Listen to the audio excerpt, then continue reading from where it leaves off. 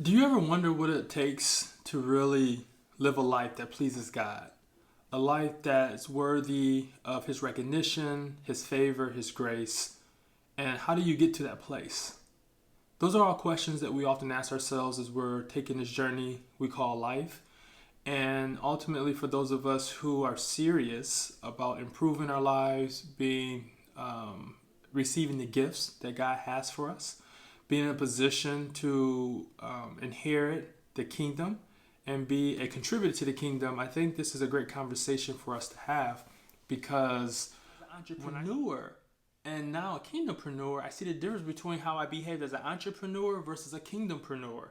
As an entrepreneur, I was very selfish with business. Business was more important than spending time with the children, with my wife, attending church because I used the justification of providing as an excuse. However, those who I got mentored by, they kept business in the order of God, family, business. And it worked just in that order. Now, will there be sacrifices occasionally? Yes, because we can't be in the realm of perfection, right? But we do know what is good that can be perfect because it came from God.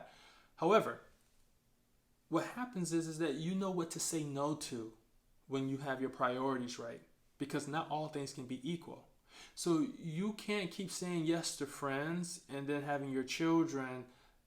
You're missing out on family night. You're missing out on sporting events. You're missing out on school events because you're saying yes to business or you're saying yes to friends. And then you tell your family you're more important. But my actions demonstrate that, again, two things can't be equal if they're a priority. So which one's is the priority? And what I've learned is that when people who have similar values value family above business and friends and different areas of life, they respect you more. They'll do business with you more. Their intention with you will be greater because they see you have the discipline to prioritize, align with God's order. So you'll never lose. And then the third, love. Love, creating a loving environment. If you didn't grow up with a loving environment, then you can go learn, right? There's no excuses. You can go online, you can associate with relationships, your pastor. There are many areas that you can find loving relationships to model after, because one of the key attributes for raising your standards is modeling. So if you model after those who have what it is that you see as a value to you, then you can replicate that and become that, right? It's a great thing about being a human is that we can evolve, we can change, we can have a metamorphosis, right? Very much from going from like a caterpillar to a butterfly. We can go through that process. And I actually have a chapter in my book called The Butterfly Process, right? Really talking about once you engage yourself in transformation, how you're going to go through that metamorphosis.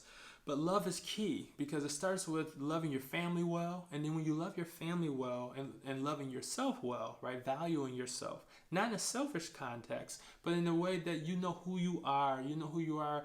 You are the child of God, that you are heir to the kingdom, that your self-worth is built in through your biblical presence, not in the things, the money, the results, but in the relationship rooted with God. When you know that, then you love His children at a very high level. So you'll love your family, you'll love other people's family, you'll love strangers, and you'll be able to enter in relationships without being fearful, right? Business relationships, working relationships, friendships, without wondering who's going to take advantage of you or who's going to try to hurt you. You won't worry about that because you will trust God.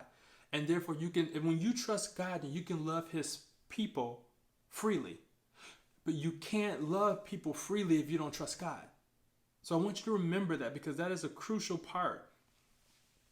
Now, the next thing we'll talk about is the next category is finances. So again, we did fitness, family, now we're in finances. If we want to get to a place where we live to please God, we got to get this in order.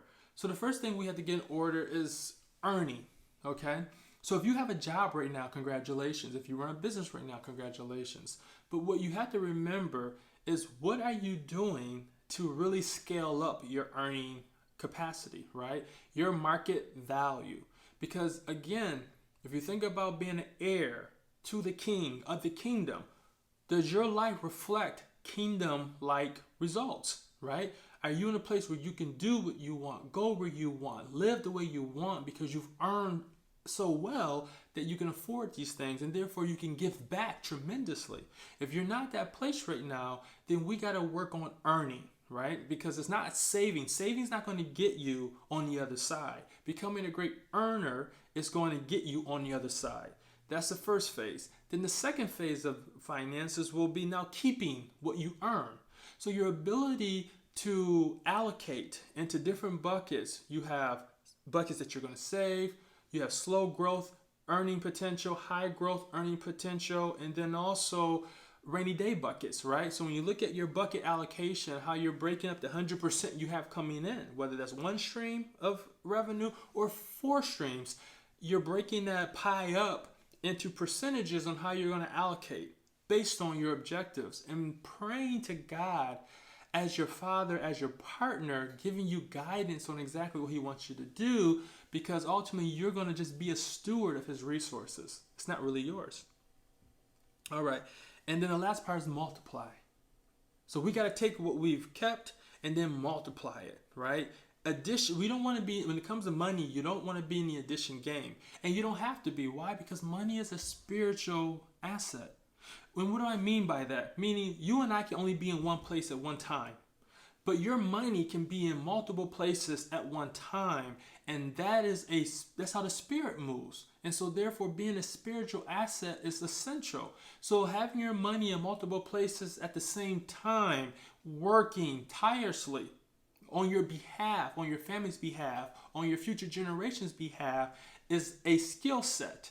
So understanding acquisitions, understanding, strategic investments, understanding value add, value creation, right? Understanding the language of money. And remember, money is not the rule of evil, right? The root of evil. However, the love of it is the root of all evil. So keep that in mind, that it's not money. And if you have a bad relationship or a bad philosophy, what I just shared with you can't come to pass. Okay, and then our last bonus conversation here is leadership. Because God's children are leaders. They are not followers.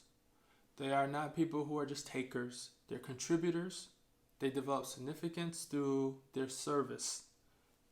Jesus is the greatest example of that service, the sacrifice, the faithfulness, the commitment, the unwavering belief, unwavering faith, leadership. So the key to becoming a Jesus-like leader is first you have to see the example. So in the Bible, you have a great example there, which is really great. Then you can also identify examples here on earth that you can see, because you can only model what you recognize and can interpret. So when you see good examples of service-based leaders that lead with their hearts, lead with God's intention in mind, when you identify that, then it becomes easy for you to interpret what you're reading in the passage, what you're gaining understanding, because now you have real life examples, and that really completes the process of thinking. Then you do the example. So now you find ways to be that leader in your organization, in your business, in your home, in your community. You have to do it. And I am a huge component of being a doer and not just a speaker. So everything that I'm taking you through, you can fact find and find it in my life as well, because this is how I chose to live my life. And then last, you become the example. And when you become the example, then now people begin to model after you. And you can see how that can be a very positive impact in our world.